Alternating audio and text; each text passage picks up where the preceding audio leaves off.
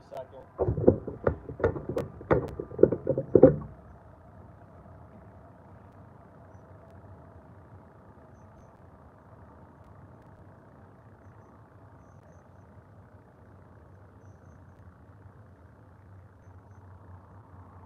Give me a second. Get my tablet set up.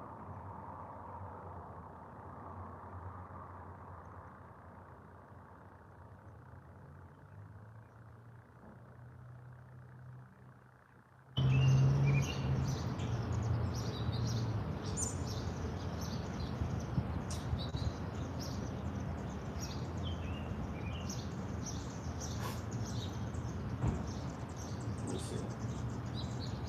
And Lord willing, our brothers, my live stream doesn't cut out every 5-10 minutes. Again, I don't know why that's been happening lately. But let's go ahead and start. First and foremost, I'm going to give all praise, honor, and glory to Yahweh, Ba'ashem, Ba'ashem, Ba'ashem, Ba'ashem, and double honor to the elder bishops and apostles of Great Millstone that taught me the truth. Today's camp wanted to pretty much go back to the basics and go into the timeline of how things are going to happen, right? Going into the prophecies, right? Because what a lot of people don't understand is that there's a certain order for the prophecies to happen, right? In order for the nuclear destruction to take place in America, the mark of the beast has to take place first, right? And before the mark of the beast, civil uproar, and there's ultimately a time frame. There's a time frame, and that's how we keep track of where we're at. So pretty much what I wanted to do today is go through that entire time frame, go through the entire timeline of prophecies of what's going to happen, and just pretty much lay down flat. Okay, exactly to the tip point tap what's going to happen in all the scriptures. So we'll start with this. This is Habakkuk chapter 2 and verse 2, and it says, "And Yahweh answered me and said, Write the vision and make it plain upon tables, that he may run that readeth it." And that's what we're doing right now. Okay, that's what the brothers worldwide are doing, is that we're writing that vision and we're making it plain upon tables. And we're letting the people know what's going on. It says that, knowing the terror of the Lord, we persuade men. By knowing what Yahweh Ba'ashem Yahushua is about to do to the world, we tell people that, and people who the fear of what's about to happen, they start believing. Right? Knowing the terror of the Lord, we persuade men. Okay? It says, "For the vision is yet for an appointed time, but at the end it shall speak and not lie. Though it tarry, wait for it, because it will surely come and will not tarry." And that's the point, is that the vision, the prophecies, are ultimately going to all take place, right? And at the end, right, going into the end times, they're going to speak. Right? You're going to see them come to fruition. And that's exactly what's happening right now. Right here it is, we're seeing Russia, right, start getting riled up. Right? Russia sending nuclear submarines over there to Cuba. Right? We're seeing Italy, okay, all these NATO countries talking to Russia, right, talking about you need to back down or else, right, going into escalation. We saw Saudi Arabia, right, cut the 50-year, pretty much, oil contract with the United States. And that's going into how the digital system, right, going into how they're going to start using the yuan, they're going to start using the euro, they're going to start using these other currencies, which ultimately is going to bring hyperinflation here to the Americas. And that's all prophetic prophecy, right? Because that's going into the mark of the beast system, or not the mark of the beast system, but the mark of the beast, which is the chip, right? In order for the chip to take place, it needs a digital system, right? And in order to bring in a digital system, you have to get rid of this current one, right? So it says, "But at the end it shall speak and not lie." Right? The vision is not lie. Everything that is written down is happening right in front of our faces. It says, "Though it tarry, wait for it." Right? That word tarry goes into like prolonging, goes into like procrastinating. When you feel like it's taking forever, wait for it. Right? Because it will surely come, it will not tarry. And that's the point, is that everything that is written is going to happen. Right? Everything that is written. And ultimately the main big prophecies are that the mark of the beast, which is the RFID chip, is going to become mandatory. That nobody's going to be able to buy or sell, partake in society, the economy, without having that chip inside of you. And if you take that, you're fucked. Right? You're condemned for destruction. You have no chance for salvation. And after that, shortly after, the prophecy of America, Babylon the Great, being destroyed by nuclear missiles. And this place being a wasteland, a desert, that nobody's ever going to inhabit again. And everything I just said right there is all in the scriptures. Okay? Everything. So let's start off with Matthew the 24th chapter, and go into what Yahweh Shai said about the signs of the times, right at the end.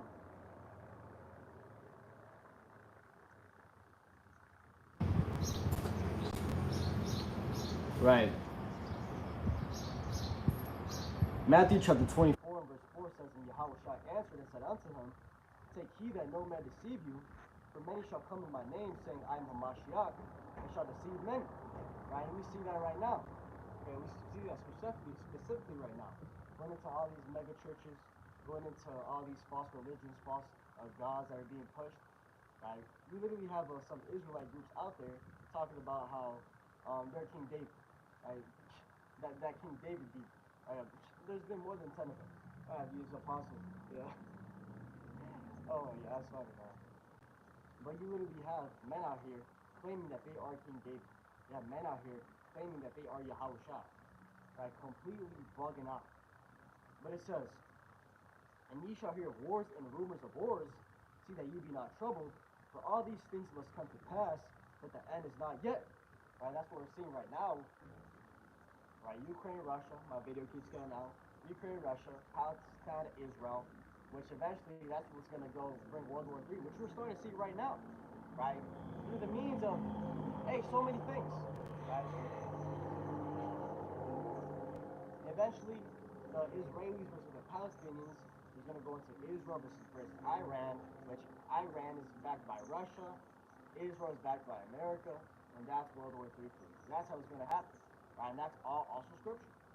Right? But it says, and ye shall hear wars and rumors of wars, see that ye be not troubled, for all these things must come to pass, but the end is not yet. For nation shall rise against nation, and kingdom against kingdom, and there shall be famines and pestilences and earthquakes in diverse places. Right? We're starting to see all these things. Right? Nation against nation. Here is you have pretty much all the NATO countries going into how they're ready to go and fight Russia. You have America talking about how, yeah, if there were to be a fight, a conflict with Russia, we put American soldiers on the front line, right? Coming up with all these bizarre plans, right? And that's what these reporters say is that these are bizarre plans. Why are they even thinking about these things? But the matter of the fact is that they're not bizarre. Right? This is actually going to take place. Right? It talks about how the American soldiers are going to go over there to the east and fight. Okay? It says, there shall be famines and pestilence and earthquakes in diverse places. And we're seeing those things. Pestilences going into diseases. Right, 2020, that was a big pestilence. Okay, and another one is coming. Right, even greater one is coming in 2020. Right, you have this guy, Bill Gates, constantly pushing that agenda. Right, he had an interview with Bill Gates and his wife, Melinda Gates, and they're going into what happened in 2020. And he said, oh, don't worry. Right, the next one is going to catch their attention. He literally said that. So, hey, we'll have to see what it is. But ultimately, the point is that another pestilence is coming, and it's only going to get worse and worse and worse. Like as it says in the second Ezra, I think it's 15 or 16, it talks about how the same way a woman is giving birth, right, and those labor pains get worse and worse, is the same way it's going to be until the Messiah Yahweh Shai comes back, right? But hey, even he said, right, Luke chapter 12 and verse 49, if I remember correctly, it says that he's coming to send fire on the earth, but will life be already kindled, right, going into the great distress that's going to be upon the world. Right, so it says, all these are the beginning of sorrows. That's just the beginning. Okay, that's just the beginning. Okay, and you have these, I don't even know what group that is that believes, I forgot what Christian or Catholic groups, which they believe in, like I was saying, you have these groups that believe in the rapture, which they believe that they're going to skip all the hardship, and they're just going to get beamed up, and after 7 years they're going to come down, and everything's going to be A-okay. That's a complete lie. There's a reason it's called Jacob's trouble. Right? Because Jacob, aka the Israelites, are going to go through trouble. Right? It talks about that in Daniel, the 12th chapter. Right? Daniel chapter 12 and verse 1. Let's actually pull that.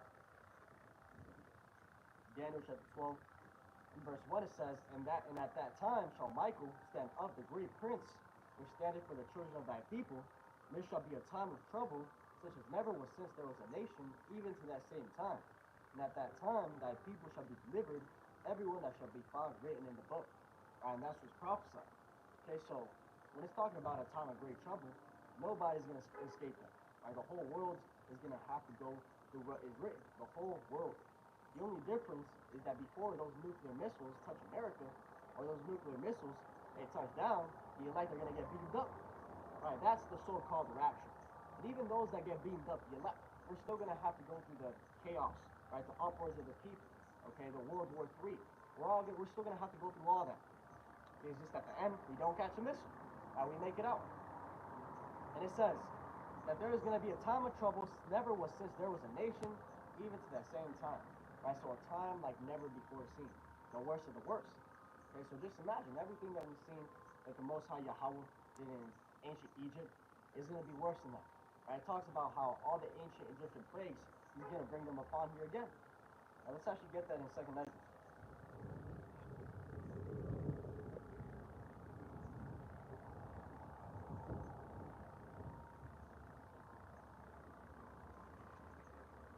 Let's pull that. Maybe it's chapter 15.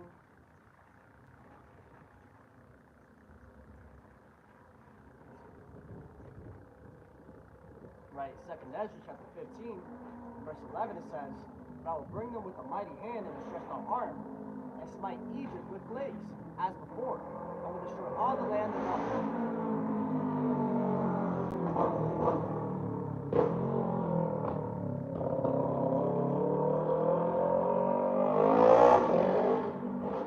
Let me reread that again. This is 2nd Ezra chapter 15, and verse 11, it says, "But I will bring them with a mighty hand and a stretched out arm, and smite Egypt with plagues as before, and will destroy all the land thereof." Right? When you go into what America is called, right, Revelation chapter 11, verse 8, America is spiritually called Sodom and Egypt. Right? He's talking about this place. Right? So he's talking about all those plagues I hit with ancient Egypt.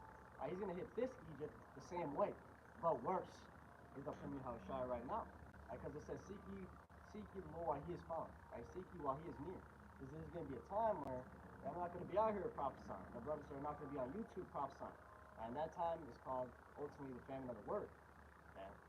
But let's go and get another scripture talking about, we got 2 more scriptures going into Jacob's trouble at the time of the end.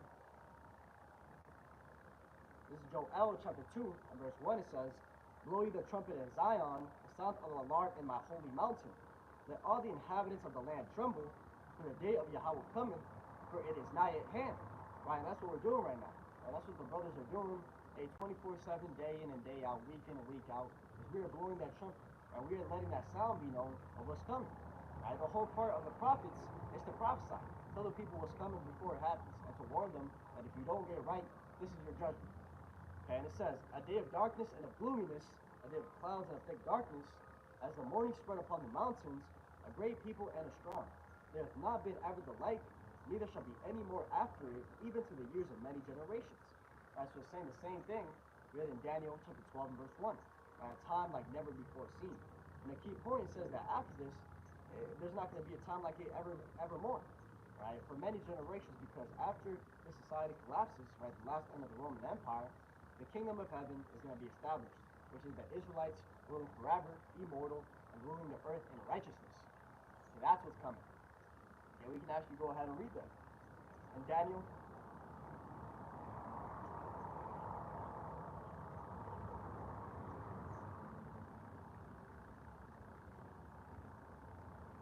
right, Daniel chapter 2 and verse 44, it says, "And in the days of these kings," right, when you go into the context of Daniel, the 2nd chapter, when you go into the context of Daniel, the 7th chapter, Daniel pretty much had a dream, a vision of the 4 main kingdoms that were going to rule the earth, right, before the Israelites. The first one was the Assyrian Babylonian Empire, right, which they ruled. The second one was the Medo-Persian Empire, which they ruled. Right. The third one was the Greek Empire, which they ruled. And the last one is the Roman Empire, which right now we're still at the last end of the Roman Empire, right, aka via America. Right, but after all these kingdoms were to go down, that's where you would have the kingdom of heaven, which is the Israelites ruling forever. Now, when you go into the entire story, everything was already written how it was going to happen. Okay, so it says, Daniel chapter 2 and verse 44, it says, "And in the days of these kings shall the God of heaven set up a kingdom." Right, so after these rulerships, after these kingdoms go down, it says, "And in the days of these kings shall the God of heaven set up a kingdom which shall never be destroyed." Right, and if we go to Daniel the 7th chapter, says the same thing. Let's go there.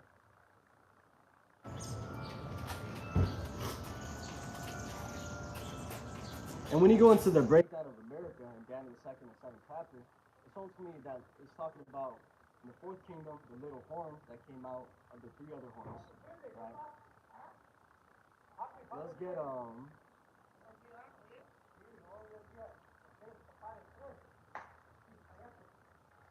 right, Daniel chapter 7 verse 22, it says, until the Ancient of Days came, this is talking about the same thing. It says, and until the Ancient of Days came, and judgment was given to the saints of the Most High, and the time came, the saints possessed the kingdom. Right, that's the last kingdom that's still to take place. Right, when you go into Revelation 13 and 10, goes into he that killeth with the sword must be killed with the sword. He that leadeth into captivity shall go into captivity. Here's the patience and the faith of the saints. And this is what the true believers, the Israelites, are going to be looking forward to. They're going to be looking forward to this kingdom going down so they can go up. Right? Because you can't establish a kingdom inside of another kingdom. Right? It's not possible. Okay, so going down, it says, verse 27, same point, same kingdom. It says, and the kingdom and dominion and the greatness of the kingdom under the whole heaven shall be given to the people of the saints of the Most High, whose kingdom is an everlasting kingdom. Now dominions shall serve and obey him. Right? And that's the same thing I've been reading over and over again. Right? The same thing. When you go into Zechariah 14, which I'm going to go into that right now. Right? And it says, all dominions shall serve and obey him. All nations. Right? Every single nation is going to have to come and serve the Israelites. Right? They're going to have to come to Jerusalem and learn the laws, statutes, and commandments. Right? How to live. And if they don't do that, they're going to be judged. Right, let's read that. And I'm going a little bit off topic. I'm just going through the spirit now. It all goes back to the same place. It's all prophecy. So Micah chapter 4, and verse 1, it says, but in the last days it shall come to pass that the mountain of the house of Yahweh shall be established in the top of the mountains, and it shall be exalted above the hills, and people shall flow unto it. Right? And that's talking about, hey, when everything goes down. Right? Yahweh Ba'ashim Yahushai is the one that's going to be established on top. Right? Yahushai is going to be literally on earth for 1,000 years and ruling with us. It says that many nations shall come and say, come, and let us go up to the mountain of the Lord Yahweh, and to the house of the God of Jacob, and he will teach us of his ways, and we will walk in his paths, for the law shall go forth. And this goes to show you that salvation, the promise is not for everybody.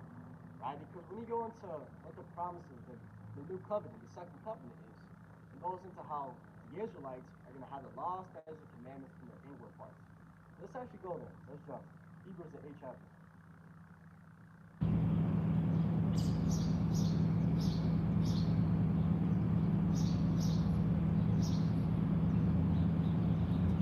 Right, in Hebrews chapter 8, in verse 7, it says, for if that first covenant had been faultless, there should no place have been sought for the second. For finding fault with them, he said, behold, the day is come, saith Yahweh, when I will make a new covenant with the house of Israel and with the house of Judah. Right, so it's going to be for the 12 tribes. Right, the house of Israel, synonymous for the northern kingdom, and the house of Judah, synonymous for the southern kingdom. Right, going to all 12 tribes. This is who the promise, the covenant is for Israel. Right, and it says, now according to the covenant that I made with their fathers in the day when I took them by the hand to lead them out of the land of Egypt. So right there, it also even establishes more. Right, for all these Christians, Catholics, trying to go into how, oh, Israel is a spiritual. We can be spiritual Israelites now. It's literally said right here. Now, according to the covenant that I made with their fathers. Who were their fathers? That had that covenant in Egypt? The Israelites. Right? So it says, not according to the covenant that I made with their fathers in the day when I took them by the hand to lead them out of the land of Egypt, because they continue not in my covenant, and I regard them not, saith Yahweh. For this is the covenant that I will make with the house of Israel after those days, saith the Lord. I will put my laws into their mind, and write them in their hearts, and I will be to them a God, and they shall be to me a people. Right? So going into how he was going to put the laws, statutes, and commandments in our inward parts. And the next verse says, and they shall not teach every man his neighbor, and every man his brother, saying, know the Lord, for all shall know me from the least to the greatest. And that's the point, is that I was trying to establish is that the Israelites right? When Yahweh Shai comes back at the second time, okay, we're going to receive new bodies and be immortal. And nobody's going to have to be teaching each other the law, statutes, and commandments, right? Because we're all going to know it, right? So the point is that these nations, salvation is not for everybody, right? Because why is it that these nations are going to have to come and learn the law in Jerusalem, right? I thought they were part of the covenant, right? If they were part of the covenant, they already know it. They would already know the law. So right there, that's an easy cut, showing you that this is not for everybody. Let's go back to Micah, chapter 4. Micah chapter 4 and verse 2, it says, "And many nations shall come and say, Come." It says, "And he shall judge among many people, and rebuke strong nations afar off. And they shall beat their swords into plowshares, and their spears into pruning hooks. Nation shall not lift up a sword against nation, neither shall they learn war anymore." Okay, that's going into complete peace. And that's what we were reading in all these chapters, going into how this kingdom, right, it's not going to be left to other people. It's going to be for the Israelites, and there's going to be complete peace. There's not going to be war, right? A time like that evermore, like it says in Joel 2 and verse 2. So this is what's prophesied, and this is what's going to happen. Okay? So let's go now to Zechariah 14. Also talks about the same thing.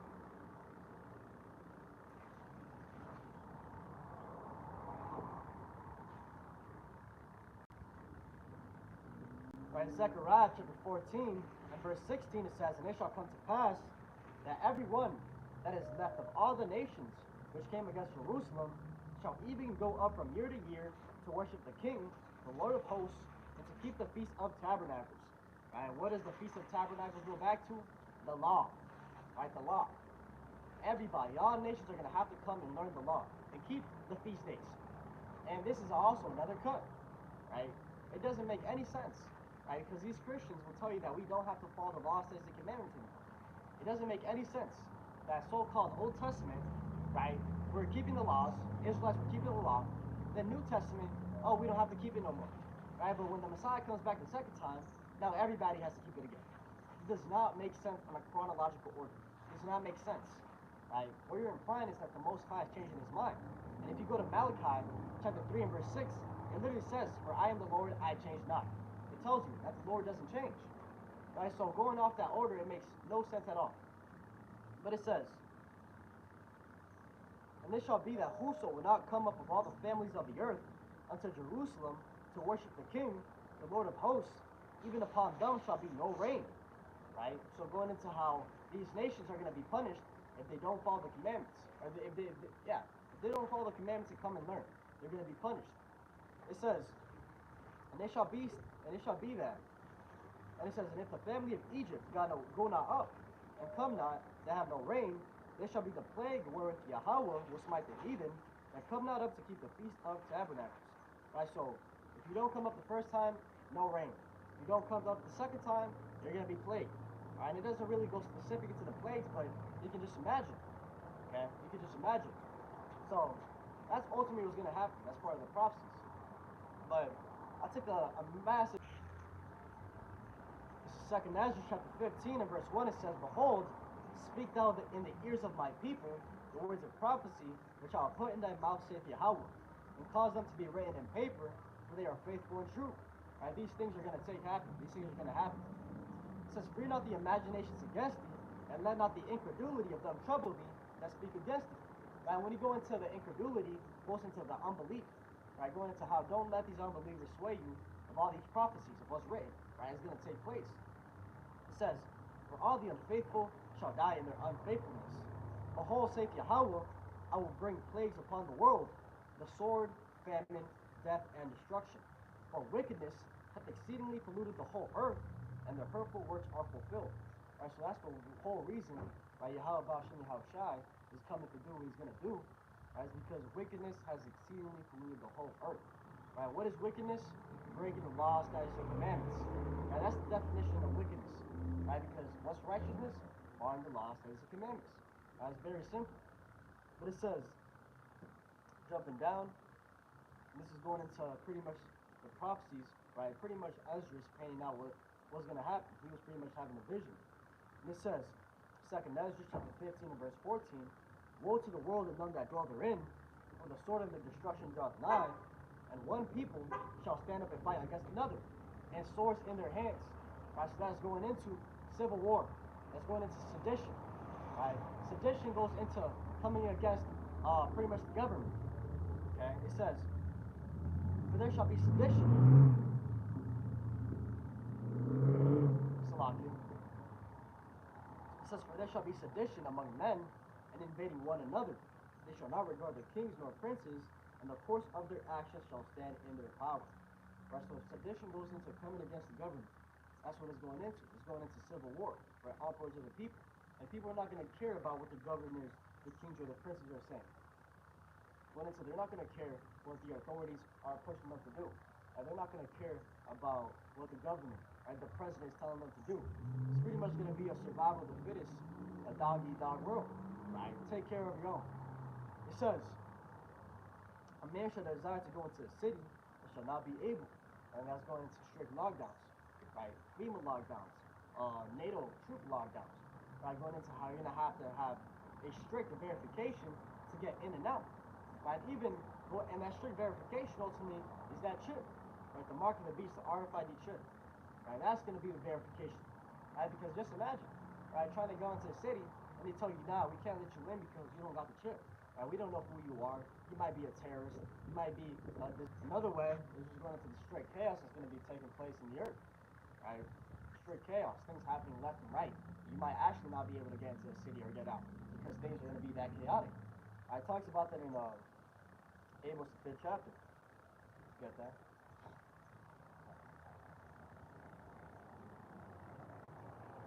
This is Amos chapter 5. Verse 18, it says, woe unto you that desire the day of Yahweh. To what end is it for you? The day of Yahweh is darkness and not light. Right, and that's going into those that don't believe. Because these unbelievers out here that are desiring the day of Yahweh, Ba'ashem Yahushai, what is it for you? Right, you don't have belief, so you're ultimately going to get destroyed. But those that actually have faith, we're looking forward to it because we know that we're going to be protected for a believer. Right? It says, it's going to be as if a man flee from a lion and a bear met him, or went into the house and leaned his hand on the wall and a serpent bit him. Right, so going into how it's constantly going to be something. Right, you're going to be running from a lion and a bear met you.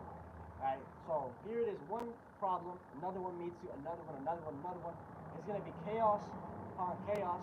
It's ultimately going to be most insane action. That's what it's going to be. So why are you desiring that if you don't have faith? And that's why I said that just going up to chaos, that could be a reason why you might not be able to enter a city.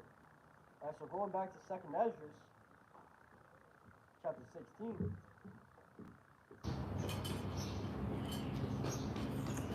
That was in 15. Right, 2nd Ezra, chapter 15, and verse 19. Also at 18, it says, for because of their pride, the city shall be troubled, the house shall be destroyed, and men shall be afraid. Right, so going into because of pride. Right, these people out here believing that they can do it their own way. Right, talking about, oh yeah, I believe in the Lord, I love the Lord. But they can make all types of abominations in the dark. And some of them even in the light. Right, they profess they love the Lord, but out here eating shrimp, crab, pork, lobster, committing adultery, stealing, right, murdering. They're doing all these things, but they love the Lord. Right, no sense. It all goes back to pride, thinking that they can do it their own way. Right, but it says, for because of their pride, the city shall be troubled, the houses shall be destroyed, and men shall be afraid. Right, so grown men are going to be out here afraid, are going to be out here buckling down, crying like little women, okay, because that's how bad it's going to be. All these 200 pounds, right, 270-pound fools, right, that know MMA, all these types of know how to tote the pole, right, know how to do all these things. Even those guys are going to be out here through, right, because they lack faith. Now let's read that in Jeremiah the 30th chapter.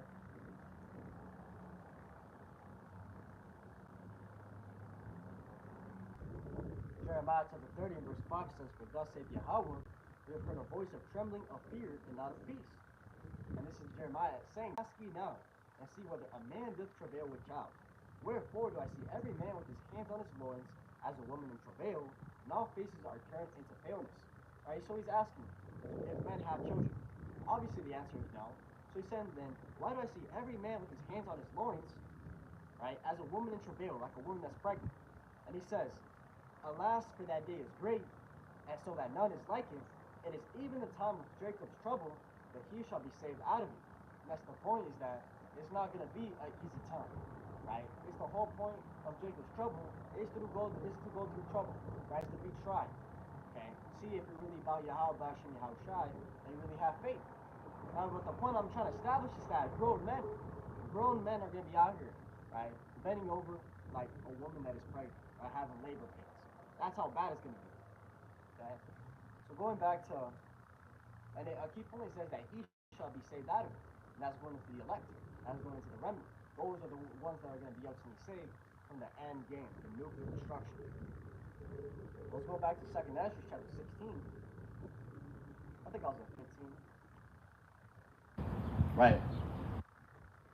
2nd Ezra chapter 15, also at verse 19, it says, a man shall have no pity upon his neighbor, but shall destroy their houses with the sword and spoil their goods because of the lack of bread and for great tribulation. Right? So your neighbor, right, you've known your entire life, right, even he is not going to have no mercy on you. Right? For great tribulation and for the lack of bread. Right? Going into how, hey, there's not going to be any water, any food. For the common Joe Schmo, right, American civilized, right, common American, and for great tribulation. So that's why the apostles, right, brothers always going into how, right, if you have someone that's not in the truth, right, they're a potential agent, right, they're a potential enemy, right, because at any second, like in the Matrix movie, they go into the Matrix movie, and you have that scene where Neo's walking with Morpheus, right, in the simulation, and he's looking, right, and he sees the woman in the red dress, and all of a sudden, right, Morpheus says, look again, and it's an agent in his face.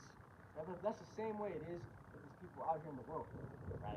If they don't have the spirit of Yahweh Hashem Yahushai, being righteous, looking forward to these prophecies, they're a potential agent, right? Because at any second, Satan can jump on them and make them bug out, right? Satan can make them persecute you, right? And do all these things, right? It says right here, a man shall have no, like I said, it says a man shall have no pity upon his neighbor, but shall destroy their houses with the sword and spoil their goods because of the lack of bread and for great tribulation. So it's going to be a dog-eat-dog world. Survival of the fittest. And ultimately, the fittest is going to be a man of Yahweh Hashem Yahushai, right? That's why Isaiah 4:1 is going to take place.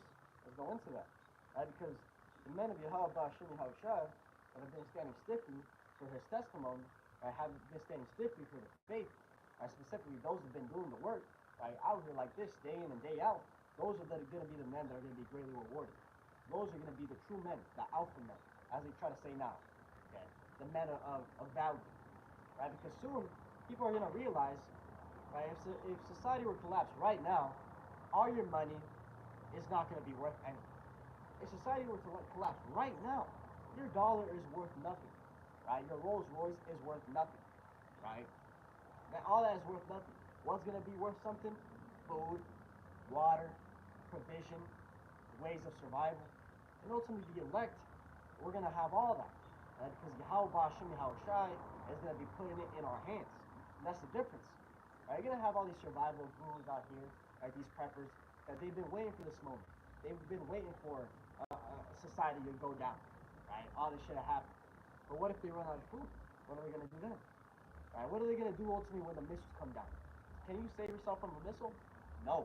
So ultimately, it goes to show you who the valuable men are. The men of Yahweh Hashem Yahushai. Right? Because it talks about how in those days, my servants shall eat. Right? My servants are going to rejoice. My servants are going to be pretty much on point. Right? We're going to be rejoicing for having faith, and he's going to take care of us. So we ain't got nothing to worry about. So going to Isaiah chapter 4 and verse 1, that's why this is going to take place. It says, and in that day 7 women shall take hold of one man, saying, we will eat our own bread and wear our own apparel. Only let us be called by thy name to take away our reproach. Right, that's the point. It says that 7 women shall take hold of one man. And when you go into that number 7, it's a complete number. It could be 7, 17, 2, 3, 20, 100 women taking hold of one man, saying, we will eat our own bread and wear our own apparel. Right, we're going to take care of our own selves. Only let us be called by your name to take away our reproach. Right? That's going to happen on this side. right? Because when the kingdom of heaven is established, we're not going to have any sin. We're not going to have any reproach to be taken away. So this is talking about, hey, in Jacob's trouble, which is going down. Right? These women are going to be looking for the elect man to pretty much be saved, to take away the reproach. Right? The scriptures talk about how women shall be saved in childbearing.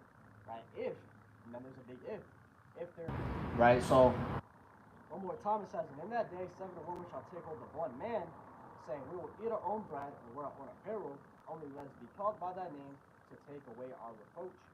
Right? And that's going into the man of Yahweh Shem Yahushua. That's the true goal. Right? It says that a man is going to be worth more than gold. It says that. Let's get that. Oh, first. It's Isaiah out today. Isaiah chapter 13 and verse 12. When we go into this entire chapter, it's all talking about Babylon the Great, man. Right, it says verse 5 literally says they come from afar. Verse 1 says the burden of Babylon. This is talking about America. And verse 5 breaks it down. It says they come from a far country, from the end of heaven, even the Lord, and the weapons of his indignation to destroy the whole land. What's that talking about? It's talking about how America, Babylon the Great, is going to be utterly wasted, destroyed by nuclear missiles. This place is going to be a wasteland. So when you jump down to verse 12, this is the context. This is where it's going to take place. It says, I will make a man more precious than fine gold, even a man than the golden wedge of old fir. So right there it tells you. Another scripture telling you that the man is going to be what's really important. Right? Because if society were to collapse right now, right, all these feminists, all these women, single, independent boss bitches, they're quickly going to go back to the feminine state. Because they're going to realize that they can't compete with the 260 burly ass nigga bugged out of his mind, going through withdrawals. They're not going to be able to do that. They're going to be out here completely defenseless and ransacked. Right, so what are they going to be looking for? They're going to be looking for that protection, right, that guidance. Okay, and the ultimate guidance is going to be a man of Yahweh Shem Yahushua. Because it talks about how the angels, hey, Psalms chapter 34 and verse 7, right, the angel of the Lord encamped about them that fear him. Right, so, hey, if you fear Yahweh Shem Yahushua, you constantly have angels around you, guiding you on how to live, right, on what to say, on what to do. We're constantly protected. Right, you need to believe it. Right, just imagine, you need to actually believe it. When society goes down, shit hits the fan, Jacob's trouble, you can't be double-minded, you can't be lukewarm. You're going to have a faith so strong that you're going to be out here on straight faith, right? You might be going through a time where you have 2 days, no food, no water, but you still have faith strong enough that you're going to be able to find something that Yahweh Shem Yahushua is going to be able to deliver. And that's the type of caliber of man that's going to be precious, okay? It says, one more time, I will make a man more precious than fine gold, even a man than the golden wedge of oak fir. That's a man of Yahweh. Isaiah chapter 32. Let's talk about the same thing, man. All these scriptures are talking about the same thing. You jump down in Isaiah the 32nd chapter to verse 9. It says, rise up, ye women that are at ease. Hear my voice, ye careless daughters. Give ear unto my speech. And that's going into the modern Babylonian woman. That's completely lackadaisical. Does whatever she wants. She has pretty much no responsibility, no morals. All these women out here, right, OF, right, dumb. This is who he's talking to, these wicked ass bitches. It says, rise up, ye women that are at ease. Hear my voice, ye careless daughters. Give ear unto my speech. Many days and years shall be troubled, ye careless women. For the vintage shall fail, the gathering shall not come. Right, going into how these nice things at the gathering, all these superstores, they're going to be empty. Right, things are not going to be the same anymore. Society is not going to be prospering. It says, tremble, you women that are at ease, be troubled, ye careless ones. Strip you and make you bare, and gird sackcloth upon your loins. They shall lament for the teats, for the pleasant fields, and for the fruitful vines. And that's going into how they're going to be, remembering. That they're going to be lamenting, oh, those times I was on TikTok, I could scroll on TikTok all day. I had 20 guys in my inbox. And those 20 guys that you did wrong that were in your inbox, yeah, those wicked ass jakes are going to come in. True. Right? That's what's going to happen. That's the cold truth. As Elder Malcolm says, right now, they're riding a cop carousel, but soon to come, that cop carousel is going to ride dumb. Okay, and that's a cold ass thing, man. Okay, the Lord, hey, the scriptures ain't nice, man. The scriptures ain't nice at all. But verse 2, what I wanted to get, I'll just bring that out. It's talking about the end times.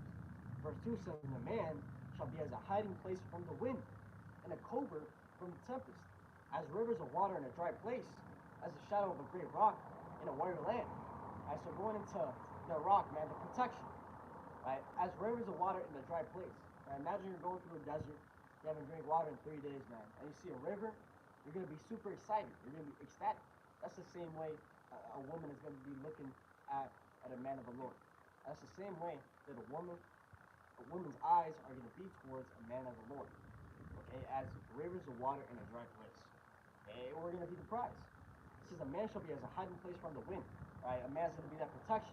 Like I said, and you gotta truly believe this. That's why, hey, these scriptures, like the brothers always bring it out. You have all these red pill movements, all these alpha pill guys, alpha male guys. That all goes back to the elders, right? The apostles of Great Millstone, right? One West, right? Because we were the ones that are pulling out scriptures like this, going into how the man's the prize, how the man, like I was saying, right now, the modern Israelite man, so-called Latino, Negro, Native American, I would look as the offscore, the dust of the earth. Right? But in actuality, hey, we're up here. Right? Right now, our stock is looked at as a dollar, right? But when shit hits the fan, our stock is going to go, hey, unlimited, right? Because Yahweh Bashim Yahushai has unlimited miracles. And we're not going to be like these fools out here that they only have 2 or 3 tricks up their sleeve. And the only tricks they have is, oh, and we're out of food, let's go dig in our bunker. Let's get from our shelter. That's one of the tricks. The other tricks they have is, oh, people are attacking us, let's pull out the blicky, right? Let's get them down. That's 2 of them. After all that runs out, right, what's the first thing that normally happens? You see in all these movies and all these wars is that these people run out of ammo. Right? That's why you see them with actual sticks, right? With actual swords, right? Hammers, right? Because ammo runs out. So one of their tricks is already down. Eventually their food is going to run out. Right? So their stock, in actuality, is probably at $10. Right? But the men of Yahweh Bashim Yahushai, our stock isn't limited because we're going to have unlimited miracles happening towards us. And a brother, Amar Gabar, in the New York camp, I remember he said it one time, man, it stuck. Right? He said, just imagine, bro. He said, I imagine sometimes at my house, I got my crock pot, and I close the lid, and I pray over it, and I go back in the crock pot and it's full of food. Right? That would be a miracle, man. Okay, that would be a miracle right there. And those types of things are going to be happening. Right, let's go and read the account of Elisha or Elijah. Okay, how he had pretty much the same thing happen, the barrel meal.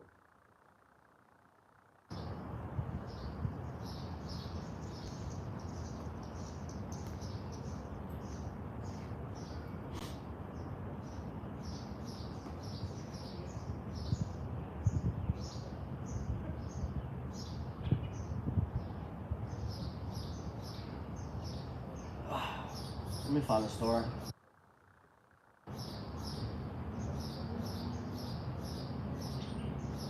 Right, First Kings 17 chapter. Elijah, right? It says, it's pretty much, it was a great famine in the land. And Elijah ran into a woman, pretty much like in the desert, in the middle of nowhere. He was asking her for food. Right? And she was talking about, hey, I barely have any food for me and my son. Right? We're about to eat our last piece of bread, and we're going to pass away, right? Because we're that completely famished. But it says, in 1 Kings chapter 17 and verse 12, it says, and she said, right, it says, and she said, as Yahweh thy God liveth, I have not a cake, but a handful of meal in a barrel, and a little oil in a cruse, and behold, I am gathering 2 sticks, that I may go in and dress it for me and my son, that we may eat and die. Right, so she said, I ain't got nothing. A little bit of oil, a little bit of meal, right, and I'm trying to get 2 sticks to light that thing up, so we can eat it and just pass away. And it says, and Elijah said unto her, fear not, go and do as thou hast said, but make me thereof a little cake first, and bring it unto me, and after make for thee and for thy son. For thus saith Yahweh God of Israel, the barrel of meal shall not waste, neither shall the cruse of oil fail, until the day that Yahweh sendeth rain upon the earth. Right, so he told him, hey, go make me a cake, and don't stress about it. Right? That bottle of oil that you have, it's never going to run out. That barrel of meal that you have, it's never going to run out. And it says, and she went and did according to the saying of Elijah, and she and he and her house did eat many days, and the barrel of meal wasted not, neither did the cruse of oil fail, according to the word of Yahweh, which he spake by Elijah. And that's the point, is that was a miracle. Right? Imagine, right, you have a barrel of meal. Right? You open it, you scoop out what you need. When you close it, you come back whenever you want to get again, and it's full again. Same thing with the cruse of oil. Right? You use it, you put it back, you look away for a second, you call Allah in your how about Shmi how shot 144 on the license. Right? But the cruse of oil, you look in it, you look back, and it's full again. Those are miracles. And that's why, going back to the analogy, that's why our stock will be unlimited. Because things like that can happen. And you gotta believe it. And that's why it says in Romans that the things written aforetime were written for our learning. All these stories were for us to recall right now. Right? So when shit hits the fan, we remember, oh, Elijah. Oh, this guy. Oh, remember what happened over here? Right? The three men, right? In the Babylonian captivity. And I forgot what their names with Daniel, how they pretty much got thrown in the fire, and they were standing in the fire, right, walking around. That was a miracle. Right, so we're supposed to look at all these things and remember what happened. Remember how Yahweh Bashim Yahweh Shai, and you're going to come through. Okay? So, let's go back to, got a little distracted. But Yahweh Bashim Yahweh Shai going to come through.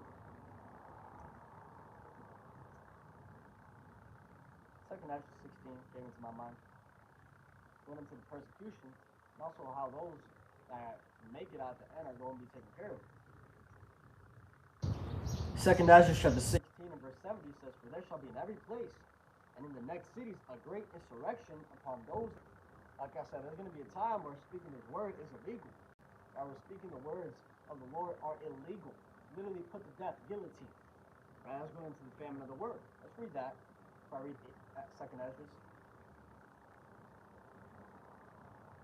Amos chapter 8 and verse 11 it says, behold, the days come, saith Yahweh, that I will send a famine in the land, not a famine of bread, nor a thirst for water, but of hearing the words of Yahweh. Okay, and that's the point. There's going to be a point that you're not going to be able to hear this word. And how do people hear the word of Yahweh? Through his servants, the prophets. And the prophets are his mouth, are his mouth. Right? Is how he communicates. So when I'm out here speaking, I'm bringing out these prophecies. This is the word of Yahweh Bashim Yahweh Shai speaking through me, the Holy Spirit. And it says, and they shall wander from sea to sea, and from the north even to the east. They shall run to and fro to seek the word of Yahweh, and shall not find it. Okay, because I'm not going to be out here breaking down the scriptures. I'm not going to be on YouTube breaking down the scriptures. Okay, I'm not going to do it, right? Because it's going to be a danger. Right? We're going to know through the Spirit when it's time to pull back. Right?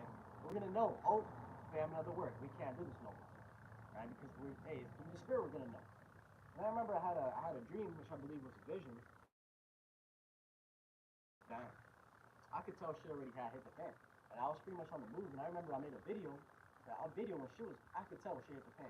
And that video got 5 million views, man. 5 million views. I remember that now, that I'm going into the family of the word. That video had 5 million views. And now I'm putting the pieces together, it makes sense. Right? Because when nobody's speaking this, if I were to make a video just like this, people are going to tune in because they're looking for answers. People are going to be scouring the internet looking for answers.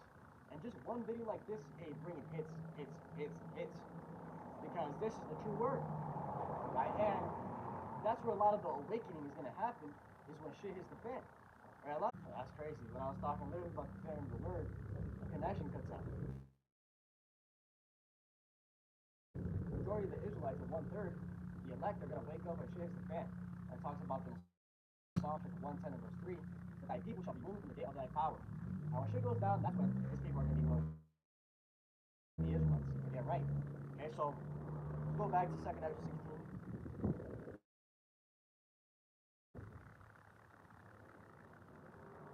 I'll make a video about that today. That dream I had, I just recalled it a minute ago for some slight. 2nd Ezra chapter 16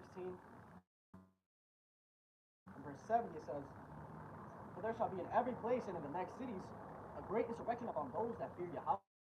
An insurrection going into an uprising. Right? The scriptures talk about how the servant is not greater than the master. And they have persecuted me, they shall also persecute you. Since they shall be like madmen, sparing none, still spoiling and destroying those that fear Yahweh. So they shall waste and take away their goods, and cast them out of their houses, and then shall they be known who are my chosen, and they shall be tried as the gold and fire. And that's the point, is that when shit really goes down, we're going to see who's really about it. We're going to see who really are his chosen, who really have faith. And that's what the whole point of Jacob's trouble is to really separate the non-believers from the believers. Yeah. That's one of the reasons, at least. It says, Hear, O ye my beloved, saith Yahweh, behold, the days of trouble are at hand, but I will deliver you from the same. Be ye not afraid, neither doubt, for God is your God. And that's what I'm talking about, is that when this shit goes down, all the uproars of the people, Yahweh Bashem Yahushai is going to be our guide. The Spirit is going to be moving us to do the right thing. Right? Because it talks about how man's goings are of the Lord. Then how can a man then understand his own way? Yahweh Bashem Yahushai is the one who directs our steps.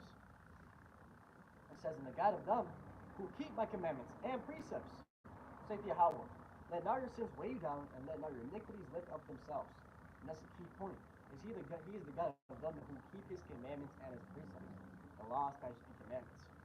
If you're not following those laws, or it's not even in your mind, you're supposed to do it, but you don't, the Lord's not dealing with you. The Lord's not dealing with you, man. Chapter. Saints are the Israelites, according to Psalm chapter 148. It says, here are they that keep the commandments of God and the faith of Yahweh Shai. Right, so it's synonymous. Those are the ones that are going to make it, is like following the commandments of Yahweh and the faith of Yahweh Shai. Right? Faith and works. Okay? You got to keep both of them. Okay? You can't just have straight faith. And then you're going to make, you need to also follow the commandments to the best of your ability. Even though we're still going to be saved by faith. And that's a big stumbling block for a lot of people, if they don't understand that concept. They don't understand the concept of grace, or of mercy, and that we're going to be saved by faith. But just because we're going to be saved by faith, it doesn't mean you break the law. Right? Paul, he was going heavy on that. I think it talks about it in Romans 3 and 31, the last couple of verses. Romans 6 and 1 also talks about the same thing. Faith and works. Okay? But let's hit a couple destruction scriptures before I close off here in, we're at 56 minutes, 20 minutes more. Let's get start breaking it down. Revelation chapter 6, verse 12. It says, and I beheld when he had opened the sixth seal, and lo, there was a great earthquake, and the sun became black as sackcloth of hair, and the moon became as blood. And the stars of heaven fell unto the earth, even as a fig tree casteth her untimely figs, when she is shaken of a mighty wind.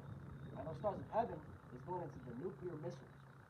It says, and the heaven departed as a scroll when it is rolled together, and every mountain and island removed out of their places.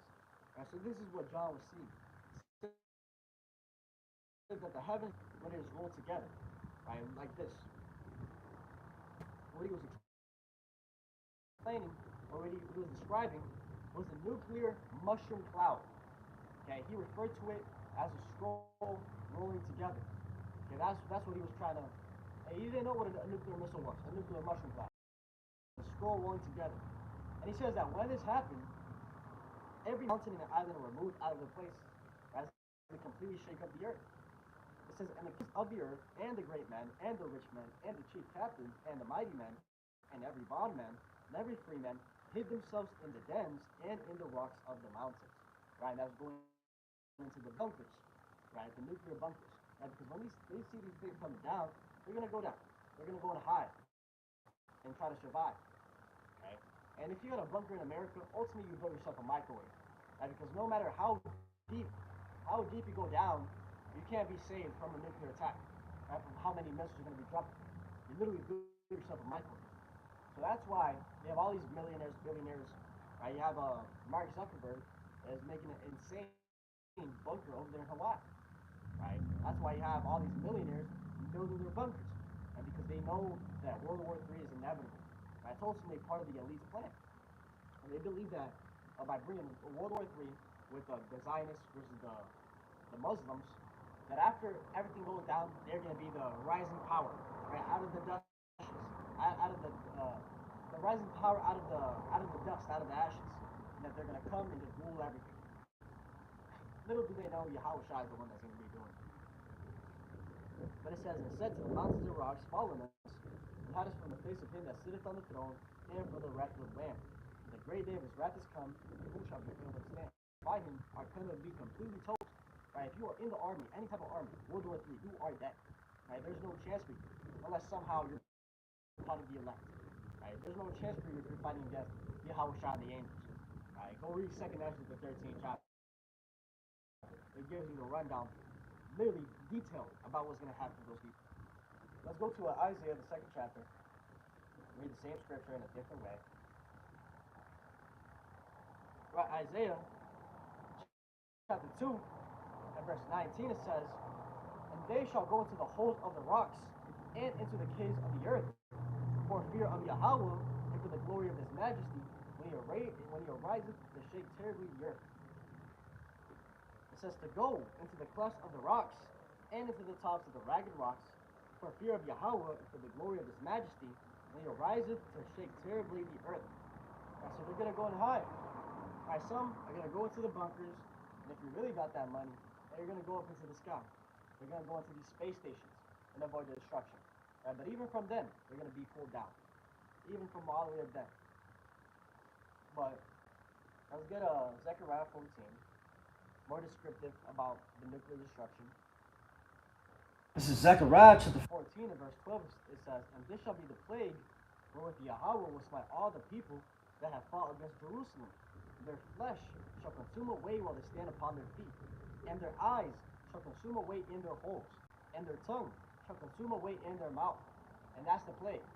Right? What type of plague can make you literally disintegrate, right? While you're standing up? Not no flu, not no COVID, none of that. It's talking about the nuclear destruction.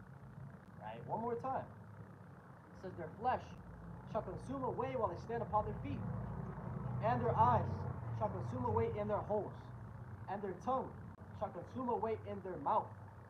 Okay? And only that's talking about the nuclear destruction. Nothing else. Nothing more. Another one in Isaiah.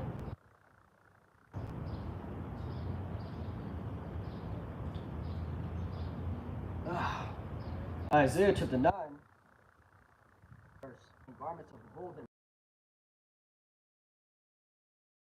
the point is that all these ancient wars were always confused noise, right? Garments rolled in blood, chopping off limbs, right? Sword. But this one is gonna be with burning and fuel of fire, and that's going into boom, nuclear destruction. That's what it's talking about. Nothing else, nothing more. And the scriptures go over this over and over and over and over again. It's the same story told different ways. It's the same story. It says, verse 19. Through the wrath of Yahweh of hosts is the land darkened, and the people shall be as a fuel of fire. No man shall spare his brother. Right? It's going to be absolutely murked out here.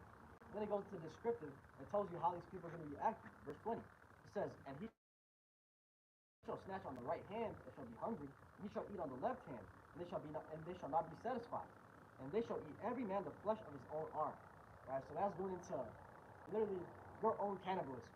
Right? These people are going to be so hungry that they're going to be eating themselves. Right? That's counterintuitive. Right? That's counterintuitive. If you were to bite off your arm would get infected and you would die faster. Your body would put more energy into healing your arm, making you weak. Right? The next day you'll still be hungry and now you're just missing an arm. Like how you gotta be really bugged out to do that. And people are gonna be to that point. Like completely helpless. Okay? And Yahweh Bashem Yahushai, he's not gonna listen to these people.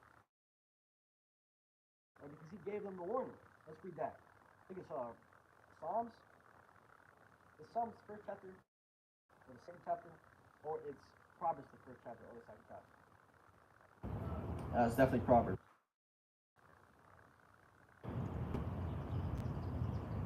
Let's find it.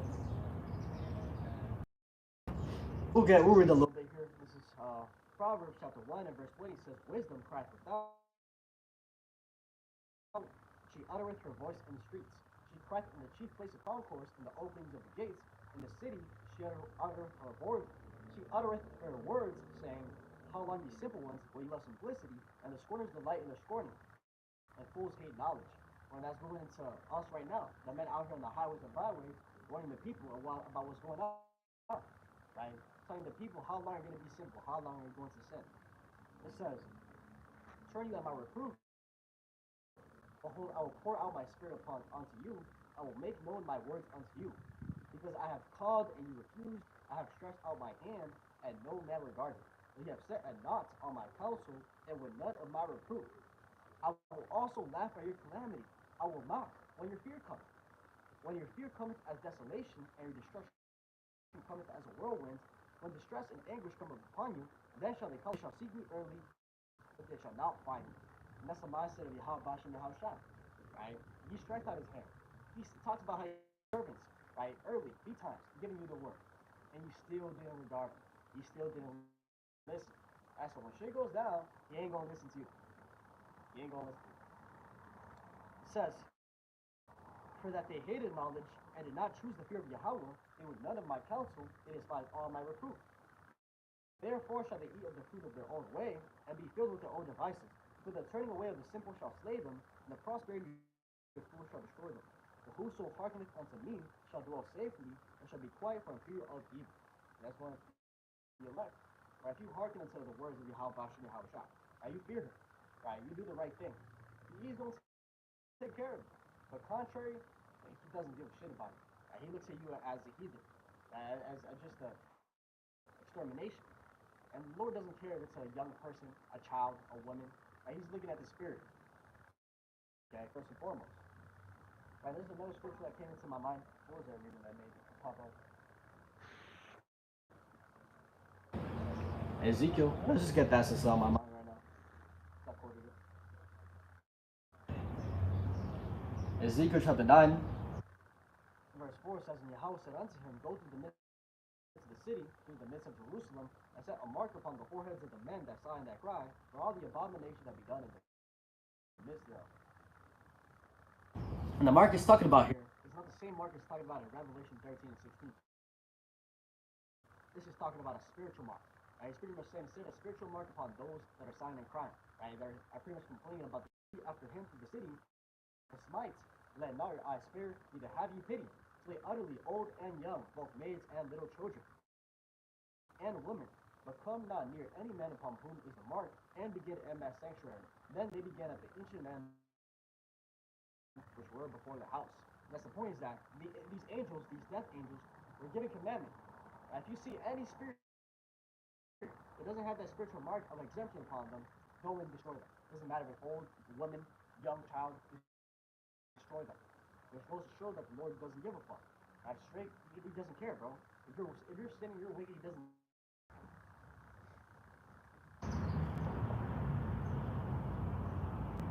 Right, Jeremiah the 11th chapter.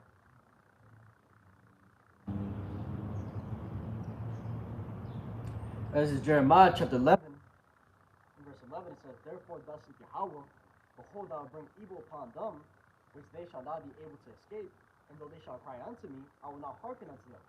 Then shall the cities of Judah and the inhabitants of Jerusalem go, and cry unto the gods unto whom they offer incense. But they shall not save them at all in the time of their trouble.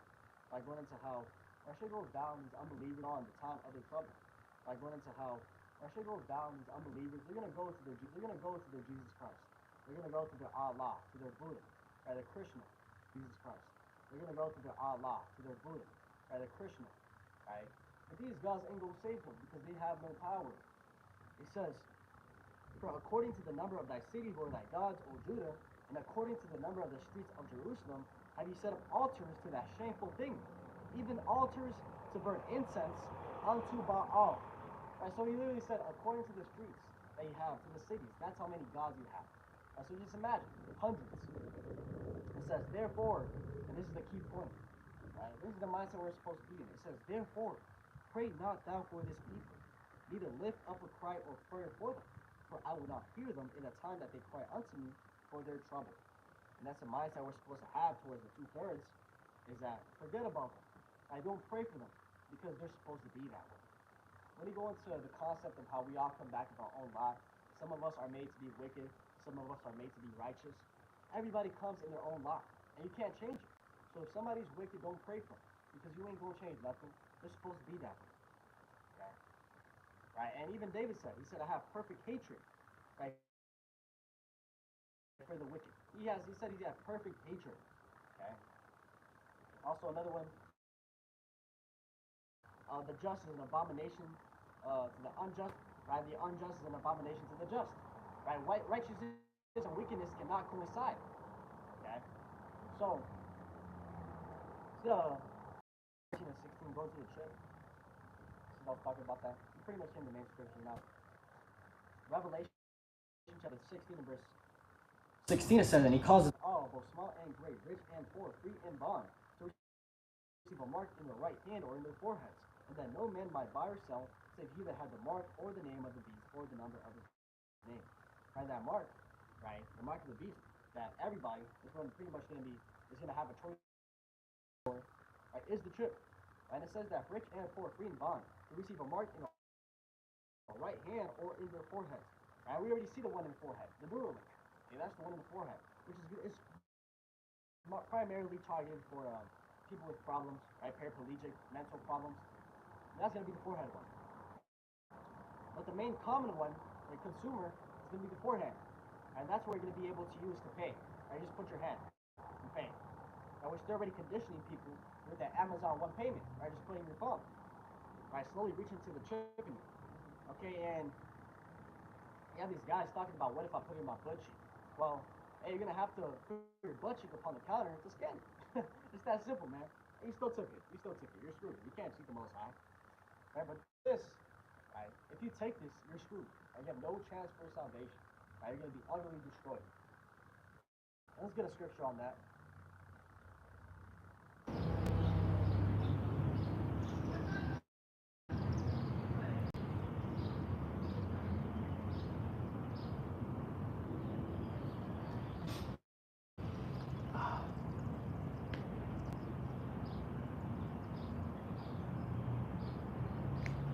But Revelation chapter 14 and verse 9 it says, and the third angel followed them, saying with a loud voice of any man. Also in verse 8 it says, and they followed another angel, saying, Babylon is fallen, that great city, because she made all nations drink of the wine of the wrath or fornication.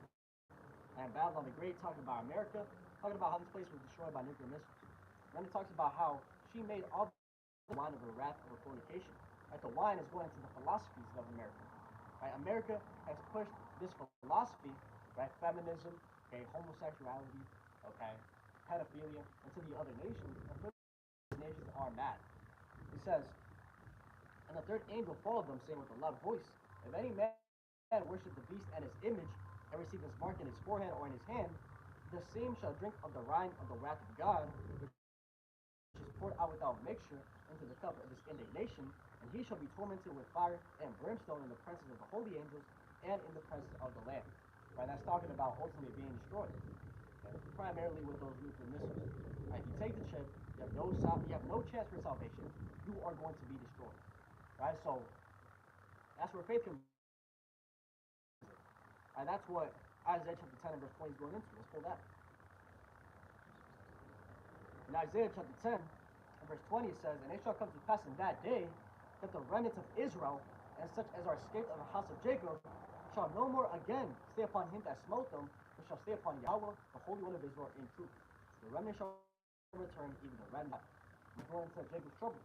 Right? When the chip goes mandatory, we're going to be relying upon Yahweh Bashem Yahushai and not upon those that have smote us, right, our enemies, specifically the Edomites, right, this current establishment government. We're going to be relying upon Yahweh Bashem Yahushai. So it all goes back to faith. Right, so I'll leave it at that. Pretty much closing about what I talked about. Broke down what's going to happen in the world. Rumors of wars, pestilence, famines, right? All these things happening. And we already see it. We already see it. Right? After that, famine of the word. I'm not going to be out here teaching. Brothers are not going to be out here teaching. After that, persecution. Okay? Shortly after, Michael the Beast, the Chen, and shortly after, America gets destroyed by nuclear missiles. And after that, Yahushua is ruling the earth in righteousness forever, with the Israelites being immortal, and having the laws, statutes, and commandments in our inward parts. And that's the end of the story. So with that, I'll give all praise, honor, and glory to Yahweh, Double honors to the outer bishops and apostles of the great millstone,